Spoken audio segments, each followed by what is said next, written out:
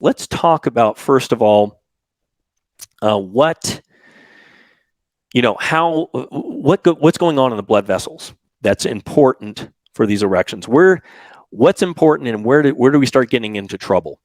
Okay, let's start here with, let me make this a little bit larger for you. Okay, we're going to look at the blood vessel in general. Now, this is really important. If you look at this inner layer here, this endothelium, okay, this is what we want to be functioning optimally, because this is where nitric oxide production happens. So you'll see it right here. Nitric oxide is released from the endothelial cells, and I'll show this in a little bit more detail here in a minute.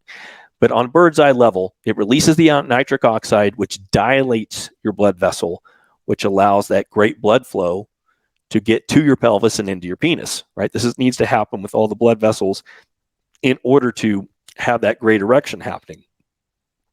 And when we start getting into trouble is when that endothelial lining starts to get into trouble. So I talked a little bit about this last week with disease and trauma, because we talked about diabetes and heart disease.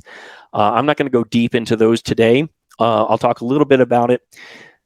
But the process is the same. It doesn't matter if it's diabetes, heart disease. The damaging of the blood vessels can be from other things too. It can be just from poor diet. It can be from chronic inflammation in your body. Okay, damaging this endothelial lining, and you'll see how that's an issue here in just a moment. Now let's go a little bit deeper into what's happening here. And what we want to see here, this is the endothelial cell right here. So if we go back here, we're talking about these cells, our main cells that we're concerned about. Oops, let me go back here. And yeah, just want to make sure you guys are seeing it. Yes, you are. Okay, so inside the endothelial cell, you get the production of nitric oxide. So it starts with the main amino acid for nitric oxide, L-arginine. So L-arginine will produce the nitric oxide. Then the nitric oxide goes into the smooth muscle cell.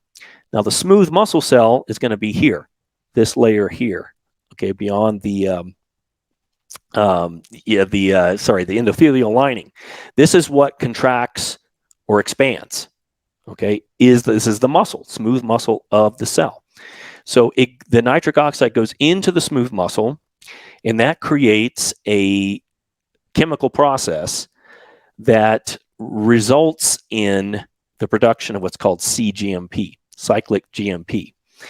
And cyclic GMP is what allows the blood vessel to relax. Okay, relaxation. Once again, relaxed vessel, allowing it to open up like this. So we get good blood flow into the penis. But there's also in the smooth muscle, there is something called Pde5. Okay, and what Pde5 does is it breaks down cGMP. So once it breaks down cGMP, what do you think happens? You lose the relaxation, so it starts to constrict again, so you get less blood flow to the penis. So this is the mechanism by which ED drugs work. And we're going to talk later in this lesson, I'm going to talk about ED drugs because it's specifically relevant to this workshop, because ED drugs work on blood flow. Okay, so it's really important to understand that in relation to this particular workshop. Pde5 inhibitors basically break down the Pde5 so that the Pde5 cannot break down the cGMP. It keeps the relaxation, okay, which is a good thing, right? But there's natural ways to do that. Natural ways, like, for instance, quercetin is a flavonoid that's a powerful Pde5 inhibitor, and it's available in a variety of foods. You could just get it right there in like capers, cilantro, red onion. There's a bunch of them that have quercetin in them, right? Natural Pde5 inhibitors. But that's what they're doing, regardless if it's synthetic, like an ED drug, or it's natural, like quercetin. What it's doing is it's helping to keep the cGMP in the muscle cell.